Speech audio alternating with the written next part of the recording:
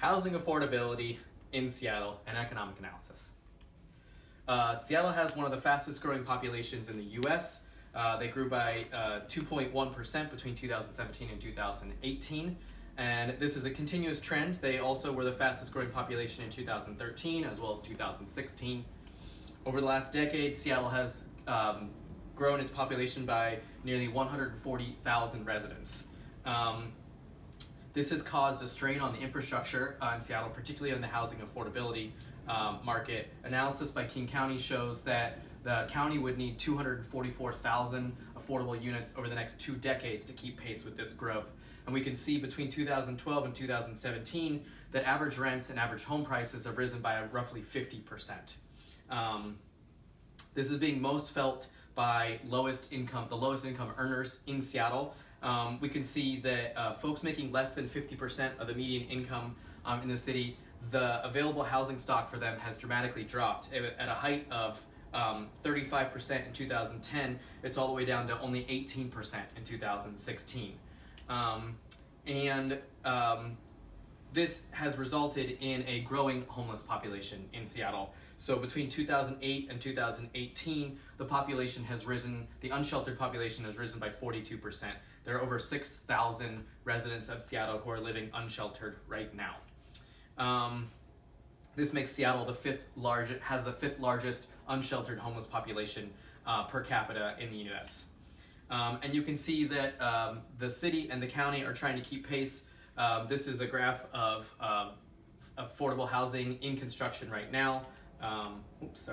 And you can see that the county has, the city, and the state collectively are investing over $300 million between 2012 and 2017 in this, but it is just not enough at the moment. So what now?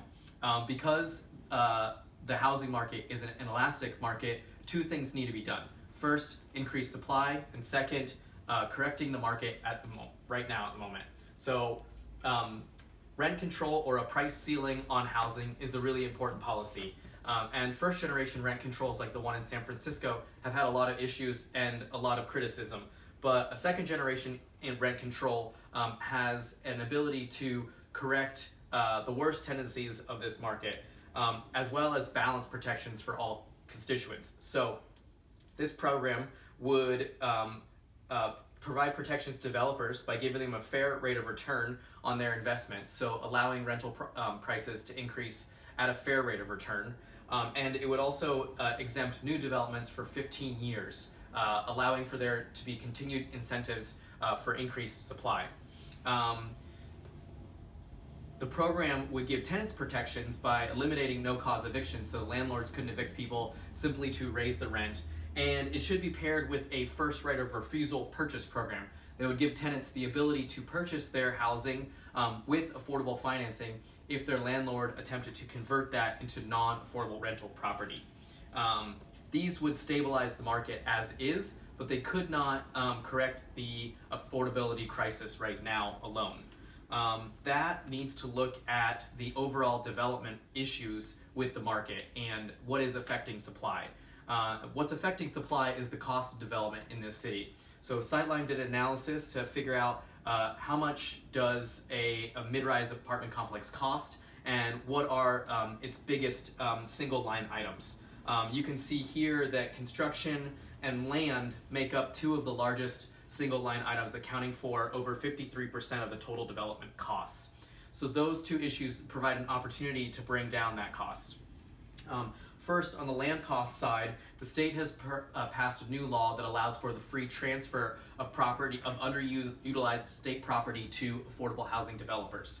They should pass a companion law that gives the government agencies first right of refusal on non-rental properties. Any rental properties would be covered by existing tenant protections that I already talked about. And acquisition funds could leverage additional financing that would allow municipalities, counties, and government entities to purchase any land that was in high priority areas to build out their transfer portfolio. Additionally, construction costs there's an opportunity to bring down construction costs here. We don't have an income tax in Washington State, but we do have an exceptional sales tax. So bringing down creating exemptions for state and local sales tax would be able to bring down construction material costs by 10.1% in Seattle alone. And both of these combined costs could reduce development by 24% overall, significantly impacting developers' ability to build affordable housing and increase supply in the market, which is immediately what needs to happen in order for more affordable developments to take place. So, in conclusion, there are no silver bullets. A portfolio of policies is required, and these policies should be considered and reevaluated over time so that things like Seattle or San Francisco's stagnant market don't happen here in Seattle.